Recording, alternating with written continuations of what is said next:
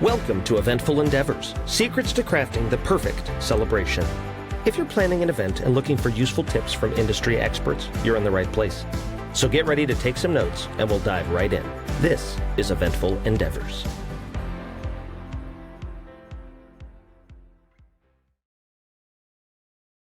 All right, welcome back to another episode of Eventful Endeavors. We are here today with Katrina Allen, who owns Love Bloom Events, and we are here with another wedding planner today, which is exciting. My favorite vendor ever and the most important vendor at all events. So how you doing today, Katrina? You good? I'm good. How are you? I'm doing real good, Good. So we always like to start off asking everybody the same question. So how did you get into this, crazy events industry? Where'd you come from? What was the journey that brought you here? Long story or the short version? Whatever medium, right? Whatever you think is fun. I can You do let us know. medium. We got time. I can do medium. So I was in nursing school, gung-ho about being a nurse. And I started nannying for a nurse, and I had some really, really terrible, terrible bosses, unrelated to nursing, but putting myself through college. I had some terrible bosses, that I just were men, and they were, one fired me because he developed feelings for me and I was getting in the way of his marriage. One at a Hellsberg Diamond, the boss there, he told this guy that if he bought a watch that he would let me take an extended lunch and I could go have lunch with him in the food court, even though I wasn't interested at all. Yeah. Terrible, terrible bosses. And so then you go into the nursing industry and you have these patients that you've been taking care of and doing the dirty work of cleaning them and changing their linen, all that stuff. And then the doctor comes in, most of the time male, and just acts like they walk. Oh, you dropped. Don't worry. Sorry. We'll cut that. Don't worry. Then they just come in and they act like they walk on water, and that they're just God's gift to earth. And I was like, I don't want to work for the man. I want to be the man. And so I had just gotten married. And I'm like, okay, I'm going to start a business. I just paid for, at that point, like $60,000 of nursing school. I still had a year left of nursing school. It might have been like 80,000 at that point. Anyways, I was like, okay, I have no money. What am I going to do that doesn't have a whole lot of startup costs? So I had just gotten married, and I was like, I was pretty good at planning my wedding. I planned it while in nursing school, while working full time, while in California. I planned it in Washington. So it's like, if I can plan that, and I had fun doing it, and I felt like I did a pretty good job, I was like, I could probably do that. So with no experience other than my wedding, I came up with a name. I got on Wix. I got a website. I signed myself up for a wedding show. And I put myself on Craigslist before Craigslist was like kind of a creepy place to go. I did a couple weddings for free. I learned a lot. I did a couple weddings for $100. I was at $495 for like ever, and then just experience. And then during that, actually right when I decided to start my own business, I changed my major to business. I found an amazing program that was geared towards the working adult. And although I was the youngest person in the class, because these are for like the people that wanted to kind of reinvent themselves, but I proved myself worthy. I was like, I'm married. I'm starting a business. Like, I'm not, whatever. And so they let me in, which was nice. And they took all of the classes that I had already done for nursing, and they found kind of a home for them. And then that got all the prerequisites done for business. So all I had to do was take a year of like all of the business classes. So I stayed on track, got my diploma in the same amount of years as it would have taken for nursing, which is nice. And then, I never looked back. Awesome. I want to tell you something that's really funny. We always say, like, when we do our piano shows, we deal with a lot of people. We have a lot of fun people coming out having a great time. And we always say there's two types of people that are the most fun than anybody else, and it's teachers and nurses. because and part of my French, they just put up with so much shit. Yes. It really is like they always cut so loose, and I can usually spot a table of nurses or teachers a mile away because I'm like, yeah, they're the fun ones. Yeah, for sure. So I had to mention that. So are you mostly just doing weddings and events up in the Pacific Northwest, or have you always been there? Where are you originally from? Yeah, so I went to school in California. So when I started my business, I knew that California wasn't for me. And I was going to be moving back to the Pacific Northwest. So what I did was when I started my company, I started it in California and Seattle at the same time. And I had feet in Seattle doing the Seattle weddings while I was doing the California weddings. And then when I graduated and I moved to the Pacific Northwest, I continued to get some clients in the Bay Area, which was fine because that's where my in-laws live. So we would just use it as an excuse to visit them. I still do some. I just flew there over Christmas for a proposal. But no, majority of my weddings are in the Pacific Northwest. Great. Cool. How many, so do you do, are you just weddings, or do you do other events too? Like pretty much anything, you birthday parties, corporate stuff, or are you sticking mostly to weddings? Yeah, so I'm going to throw you a curveball for a second because I started as a wedding planner. And then the years into that, I started doing flowers and decor. And my policy has always been like, say yes to everything. You never know what you're going to like until you're there doing it. And then if you don't like it, don't do it anymore. So I've kind of stumbled into, like, I've never tried DJing or photography, but I've done a lot of like different flowers and decor and linens and stuff like that. So the reason I bring this up is because, to answer your question, no, I don't do a whole lot of event planning or baby shower planning because they're not as complex as a wedding. Or in the event industry, it's normally corporate and they have someone whose like job description includes that. But I am involved in events because of the decor and floral part of it. We do a lot of baby showers, bridal showers, proposals are huge right now. And then corporate galas and corporate meetings and stuff like that. So did you have the name Love Blooms before you decided to get into florals and just got super lucky with how awesome that works? Yeah. It's funny that you say that because yes, and I thought about that for years. I was like, oh, like the universe knew, God knew, whatever you believe in. But I wish that my name, and we actually are starting this company because of it, but I wish I would have started K Allen Events, which we're starting now, but I wish that instead of Love Blooms, I wish I would have done K Allen Events because Love Blooms smells of weddings, right? It's a great name when you're getting married, but when you are trying to do a corporate event, a baby shower, anything other than a wedding, like Love Blooms, oh, they do weddings, And so I wish that I would have started K Allen Events at the same time, so then my review portfolio would be as nice as Love Blooms is. But you don't know till you know, and so we actually are starting K Allen Events this year because I want to start doing more corporate and all of the events other than weddings as well. But it's hard to get corporate clients when your name is Love Blooms. Yeah, exactly. HR is like, our people aren't in love with each other. Yeah, exactly. That makes sense. Mm-hmm. Before we start talking about, because I always have like fun questions about stuff we've seen at weddings, which is kind of a fun part of these conversations. But before we get to that, do you do, speaking specifically of weddings, like do you do mostly like full planning for people? Do you do kind of partial things? What's your kind of bread and butter there? Yeah, we have 3 packages: the full planning, the partial planning, and the day of coordination. So we do all 3. Yeah. Are you on site a lot? Like how many weddings do you think you do a year? So we have two packages. Like you can either hire me to show up or hire an associate to show up. Sure.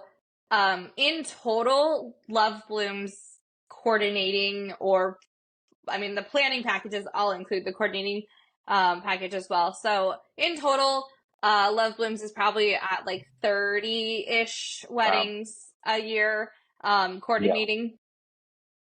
Yeah, it's a lot. That's a lot of Yeah. weekends, but that's what we do in Yes. the industry. I feel like I haven't had a Saturday night off in 7 years. Yeah. Yeah. Except Unless for I the go on off season. vacation. Yeah, the Yeah. off season. I Yeah. thought Off January was season. the off season. I thought January is usually the off season, but for some reason I'm super busy this month, and like I've got events every weekend. I'm like, what's going Yeah. on? Well, I guess I it's was wrong. February now, so hopefully It is February February isn't now. as busy. I'm going on vacation in a couple weeks, so I'm done. Ah, perfect. Yeah. But okay, so let's talk weddings. So one thing I like to ask people, so from when you started in the industry till now, what are some of the big differences you see trend wise? Like stuff maybe you used to see a lot and now you don't see so much, or stuff you never used to see, but now you're seeing at almost every wedding. Is there anything that comes to mind that you think is notable? So, baby's breath, when I started, was for barn weddings. You put it in mason jars and you get married in a barn and you have burlap everywhere and all that stuff. And now baby's breath is modern, and you have, roses and baby's breath everywhere for very modern black and white themed weddings. So it's interesting how, I mean, I would consider modern and rustic to be like polar opposites of each other for a theme of a wedding. Sure. And so that's interesting that now baby's breath is no longer barn weddings, but now modern weddings. I think when I started, every bridesmaid that you had the same exact dress, and they were all short dresses. Now they're all long dresses, and everybody gets to pick their own within the same like color palette, or whatever, either color palette or one shade of color. So that's definitely different. Um, and then there's definitely like when I started, I feel like there's a lot more hotel ballroom weddings. But I think that was due to the fact that there wasn't really a whole lot of more options. And then I think people started realizing, oh, weddings. Oh, we could do weddings in our barn. Oh, we could do weddings in our field. And so I think Right. that is probably why that trend changed, because there's nothing wrong with a ballroom wedding at all. They're very classy. But I do think that has changed, just because I think of, I've been doing this for 14 years. So I think this has changed because of availability. And then smaller. So this Hmm. this trend is I think it's partially due to COVID, when they were forced to have small weddings. So then the people that weren't quite engaged that were attending those weddings realized, oh, small weddings are actually kind of fun. And then cost, because it's so expensive to feed people, they are reducing the size. I just met somebody and she's like, I was like, oh, what's your guest count? And she's like, well, if we invite everybody we know, it's 250. If we invite the people that we talked to in the last year, it's 150, And so it's like people are really, all of a sudden, when you're inviting people, they have a price tag on their forehead. Do I really want to spend $100+ for this person to come to my wedding? Yep. And so, yeah, and honestly, when I started, soon into when I started, the average price for a wedding was 30 grand. And I'm still seeing the average want to spend be about 30, maybe 40. So Sure. I don't feel like the budget has increased all that much, based on all of the fact that everything has gotten so much more expensive. And so I think that the size of weddings are definitely reducing because they only want to spend, 30 to 40 on a wedding. Yeah, that makes sense. I think I've noticed a lot. Have you noticed a lot more weekday weddings recently, or am I losing my mind? No, that's a new thing. Because venues got so expensive. Yeah, And maybe that was it. yes, and then people started going, well, what if I get married on a Monday? And then we just have a long weekend. What if I get married on a Thursday and have a long weekend? And they're half the cost. And Hmm. venues are, 5,000 if you're lucky, 10,000 if you are like wanting to get one of the really sought after ones. And so if you're Right. talking get half the price of that, you're going to save a lot. Um, and I think the appreciation of having an outing and being able to like have a reason to dress up occurred because of COVID. So before COVID, BC, before COVID, it Easy. was like everyone was like, "Oh my gosh, that Thursday wedding, I have to take work off. How inconvenient, blah blah blah." And now after COVID, it's like they probably are working from home, and so they can work from their Yeah. hotel room and then go that evening to the wedding, or they just appreciate the fact that they get to get out of their house because they're stuck in their house working and all of that stuff. So I think yeah, I think Yeah.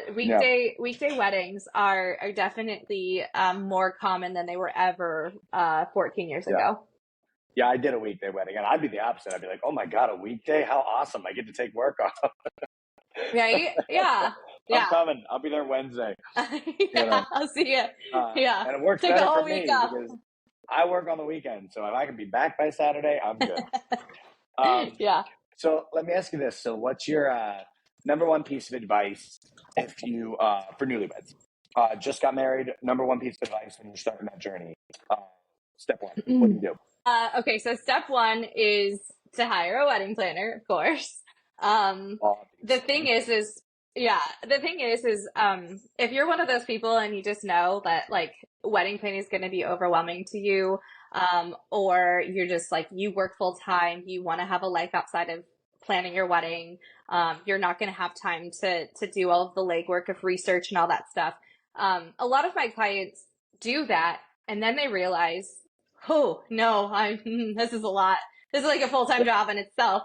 And then they hire me and it's like, man, like you could have saved yourself all of that stress, and, all of that, and just hired me in the beginning. So, I think, just knowing yourself enough to know that like you don't want another full-time job or even a part-time job, and you want wedding planning to be stress-free, then consult with a wedding planner. The meetings are free. We're not lawyers. We're not charging you $200 an hour just to have a meeting with us. And find out, let us tell you what we offer, because we will also save you money along the way. So not only are we going to save you stress, and anxiety and being overwhelmed and all of that, but we're also going to save you time, and money. And so like you have to put value on your time. Your time is valuable.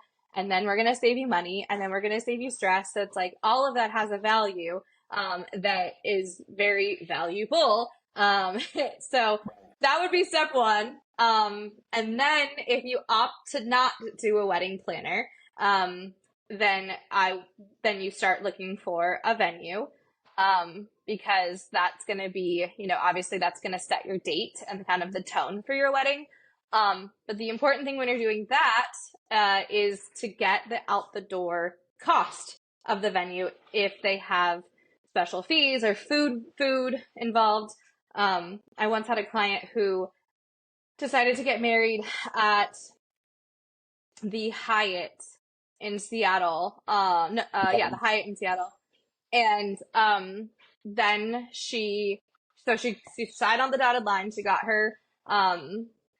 got her venue, and then she's like, this is so stressful. Like just getting the venue was like, I'm done. Like I need a wedding planner. I'm done. So then she hired me, for the rest of it. And so we did a budget meeting and I was like, okay, how much overall do you want to spend? And she's like 20,000. And I'm like, okay. And what venue did you choose? And so she told me, and I said, Mom, I'm on camera. It's okay. You're going to have to edit that one out too. You're good. You're So good. I You're said, good. so I said, okay, well, did they give you like a BEO? so like a cost breakdown Right. to tell you like how much, right? Because like she had 200 guests, and like the Hyatt's $100 I'm already plus. like, yeah, this was an ambitious budget. Yeah, yes. And so, and I was like, and then the Hyatt is like, at least $100 a person all in. And so she's like, yeah, they have a $10,000. Yes, a $10,000 minimum. Yes, they do. That means you have to spend at least $10,000. But did they show you anything that would tell you that you can feed and drink people, 200 people, for $10,000? And she's like, well, no, I guess not. And I go, okay. I go, let's get that, because, we'll see what they can do, because I didn't want to like tell her you're an idiot, but I wanted to tell her you're an idiot. Yeah, it's very unfortunate. You should have hired a wedding planner before, because I would have saved you from making a mistake and hiring a venue you cannot afford. And so it's just things. We know the questions to ask. We know those things, and so you just I had a client. She spent $3,000 on her bartender. That does not even include alcohol. Just to bartend? Just a bartender that has a cute little trailer bar. Oh, well, but still, that's way too much. No, my bartenders were like $25 an hour. Way too much. Yes, way too much. And I was like, what in the world? Yeah. And again, she hired that vendor before she hired me. And so it's like, I feel like a lot of people get to the step of like, okay, I think I need some help from a wedding planner, but like, figure out that you need to figure out you want to go there first, because we're going to help you not make those mistakes. And now, we have less to spend on every other category because she overspent on this category. So, that would be wedding planner's the first step, and then venue would be second. And I don't know if you've heard this, but this conversation has probably come up like 6 times on this podcast, so I'm going to be repeating myself again. But a wedding planner I talked to in Southern California put it best when she said it's basically just like a real estate agent. You might have to pay a fee for that real estate agent, but they are going to save you money, get you the best deal, and make your life easier. You know what I mean? And you really can't do it without them. And I love that analogy, because I was like, yeah, it's pretty much the same thing. And, you wouldn't really buy a house without that, and you shouldn't really plan a wedding without that. They are both very expensive things. Sometimes they can be just as expensive. So it's like, I liked that analogy. I thought that was interesting. So yeah, good advice. And don't. When I got married, I thought I had a $10,000 budget and learned quickly that I can't do anything for that. Like, no, I was like, no, that's not doable. Potluck in a park. That's what you can do. Potluck in a park. It would have been a very bad wedding, and it turned out great. Yeah. We did get a planner and all that, so it worked out well. So get a planner. Yes. So let me ask you this, because I have 2 questions. I'll ask the first one first and the second one second, and they go kind of hand in hand, and they're my favorite ones. So what is the most fun or unique thing you've ever seen at a wedding? Something that like happened that you've never seen again, probably never will, like very unique to this couple, or just something awesome. Like unique. I have bad unique stories, so let me try to think of a good unique story. That's the second question. That's the second question, is what are the cringy ones? If you're thinking of that, we could start cringy if you want to start there. I'm okay with that. Okay, I'll do that. So it's okay. I'll do that so it gets out of my brain. Sure. Let's talk about that. Grandma died on the dance floor. No. Yes. Oh no. Like, yes. Heart attack. On the dance floor. Just danced herself to death. Oh, I don't even know how to react to that. That is the craziest thing I've ever seen. What happened? I know. Did the wedding just stop? I mean, did the wedding end? I mean, yeah. So, I mean, we wedding planners pride ourselves in like, whatever happens, we're there. We can, we'll power through. We'll make it happen. We'll come up with a plan B. Luckily it happened like towards the end of the evening. oh man. But no, there's no coming back after that. Did the And music stop? I mean, everything must have stopped, right? The music had to oh yeah, stop because at like all. right when she fell, it was like, oh my gosh, what's going on?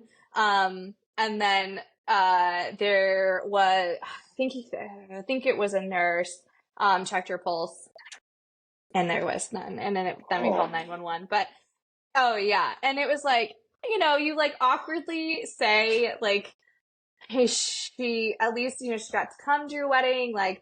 She Right. didn't suffer, like all of the things you're supposed to say, She but went it's out. like, She went out having a good time. she I went mean, out with a bang, man. Like yeah. I mean, I so mean, it's just like, what do plus you side. say? Yeah, and Oh, then so yeah, yeah. and That then you wins. get the ones, yeah, and then you get the ones where like, I'm pretty sure the best man and the bride were having an affair. Like, pretty sure I walked in on them like. Oh yeah, yeah. She was Oh, a nasty, nasty person, and he was the best man was the only one that like stood up for her, and I was like, oh, that's cute. Like, wait, brotherly love, like standing up for your soon to be sister-in-law. But then I like during the like when everyone is dancing, it was almost at the end of the night. I like walked down a really dark hallway to go get like my boxes that I had stored in like the farthest away room. And as I was going there, they're hugging in this dark, there's no reason why they should be in this dark hallway. They're hugging in this dark hallway, and his hand is like halfway on the top of her butt, halfway on the lower back. She's like nuzzled into his neck. And I was like, and then as oh. soon as they saw me, they like stopped and like, and I was just like, ooh, I don't know what I just walked in on, but you might not want to sign. Yeah, yeah. And then I had one of my clients reach out to me to let me know they didn't even last a year because uh he left her for the officiant, The female officiant? officiant, but yeah, which was a joint friend of theirs. I know my cringy stories could just go on and on, but my Usually people unique are like, stories. oh, the speech went on too long. You're like, no, grandma Oh died. no, I Best got some man was stories. this is next level. Like, you Oh my took gosh. that. Yeah. Oh, Wow. I had a wedding. I had a wedding where the all of a sudden, okay, so us wedding planners, day of, we're always like 10 minutes ahead of the schedule. So it's time to do toast. And I'm like looking around for all of my key players. And I'm like, oh, the best man is missing. So I go out to find the best man. We are having a full blown yelling match with Uncle. Because Uncle is blacked out drunk and brother is like trying to get him in the car. He's refusing to go in the car. He's like, I'll drive home. And you're like, not driving home, you're blacked out drunk. Get in the car. And now we're getting physical. And I'm standing there going, I need you inside. We're about to do toast. Like, get inside. Yeah. And he's like, I gotta deal with this. And I was like, you go inside. I'll deal with this. And he's like, no, I know how to handle him. And I'm like, listen, like, who's gonna bring him home? Like, I need you guys in there enjoying your brother's wedding. I'll bring him Right. home. And then after that, I was like, what did I just, What did I I just commit offered to? to bring, some man home that I do not know who is blacked out drunk. Like, okay, I should probably think before I speak. Luckily they did not take me up on that offer. We got Uncle, like the voices were so high, you could hear it inside of the building. We were in the parking lot, Okay. you could hear it inside the building. Finally get Uncle in the car. And then the other uncle brought him home, I think. But anyways, it was just like, I could go on. Wow. So much. Okay. Oh Yeah, yeah, so much drama. you've got some winning stories right there. Yeah, I Just think so like anybody listening knows, this isn't most weddings. Most weddings are fine. He's just when you do a lot of weddings for many years, you see things. The thing is the bride and groom had no idea that Uncle was Right. blacked out drunk and there was a fight in the parking lot because I was taking care of it. I had, brother taking care of it. And then I had brother go inside for toast before he was late for toast. And so, I guess like pulling it all around and the importance of a wedding planner, if I wasn't there, the DJ would have announced for toast. Brother wouldn't have been there to do the toast. We would have had to go look for brother. Where is he? To find In the uncle blacked moment, out drunk and awkward. the fighting and all that stuff. Grandma, I couldn't do anything about grandma, but yes, no. Nobody Anyways, can doubt there's that. no. There's a lot of like stories I'm sure wedding planners can say of like the things that happened in the background that like my clients have absolutely no Never idea, know. and that is how it should be. They unless they paid for a service that never happened.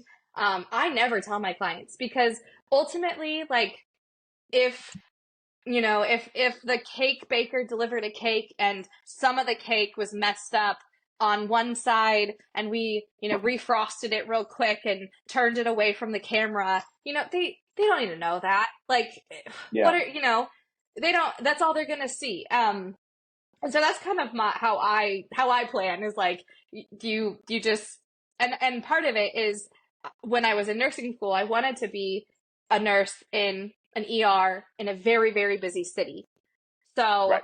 I work well in chaos. And I like finding a solution. And so like when things like that happen, I'm like, I'm in my element. I'm good. Let's go. Let's get that. Let's figure out what the solution is. So, yeah. Cool. So, positive things before we wrap it up. Let's not end on yes. the horrible things. What are some things like memorable good moments that you're like, that was really sweet? I mean, I always do love when, the any dance that's done that's not just a circle, like, going around in a circle, especially with like parents. I do love that. It's not technically unique anymore. Sure. I do love, there's, I have one client doing it this year, but, permanent jewelry and for their favors. It's pretty pricey, but, instead of, a shot glass that no one is going to bring home or use or whatever, unfortunately is kind of lady, oriented. The guys, they're cigars, so you can either get a bracelet or you can get a cigar, but, it's permanent. It's, it's permanent jewelry. And so it's like, just like a chain necklace or a bracelet, which is fun because then like, for as long as you wear it, you'll always think of this like fun thing that I did at a wedding. I think that's really fun. I do have one client that's toying with the idea of having long hair for the ceremony and then cutting her hair for the reception. Yeah, so it's like a whole new her, a whole new look. I don't know if she's gonna do it, but it's definitely Should a tell thing. the groom, or would it be like a surprise? Like, not It's tell a the groom. surprise. I'm gonna go do a little snip during cocktail hour. No, it's gonna be a surprise. She's gonna tell her that she's gonna change into her reception dress, and while changing into her reception dress, she will be changing her hair. That's kind of a fun little concept. Yeah. I did have a client. They had a brunch wedding. Which is actually coming, like, talking about new trends and stuff. That's definitely a new trend because brunch, timing, like, wise, like, you can book a venue for like half the day, and so you save some money there. But they did a brunch wedding, and they set sail in a hot air balloon. That's awesome. So that was cool. Yeah, and that would be probably cool. Around sunset too, right? Like they could take off around there. Oh, that's really cool. That's fun. And only that time frame of people can do it, because if you wait until it's dark, like, who cares? Yeah.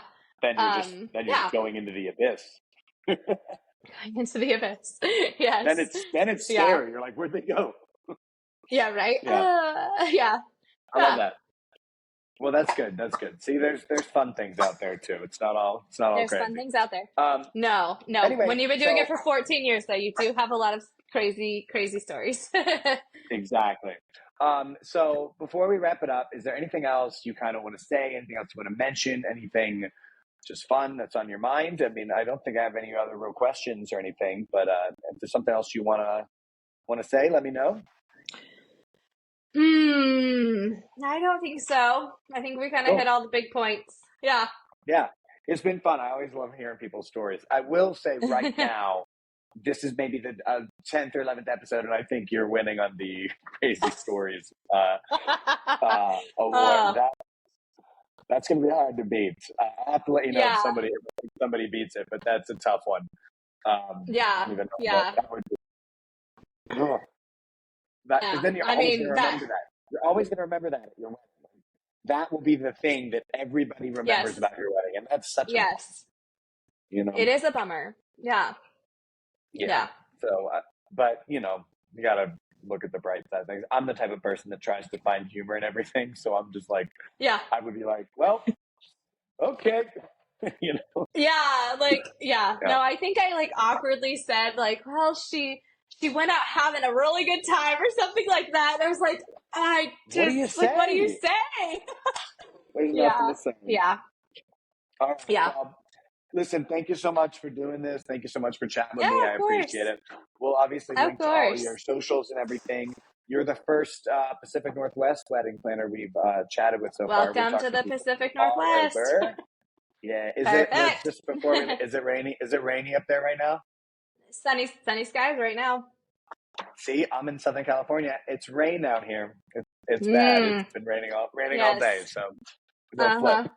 But okay, cool. Well, thank you for talking with us, and we'll talk to you soon. You have a great rest of your day. All right. You too. Thanks. All right. Bye. Bye.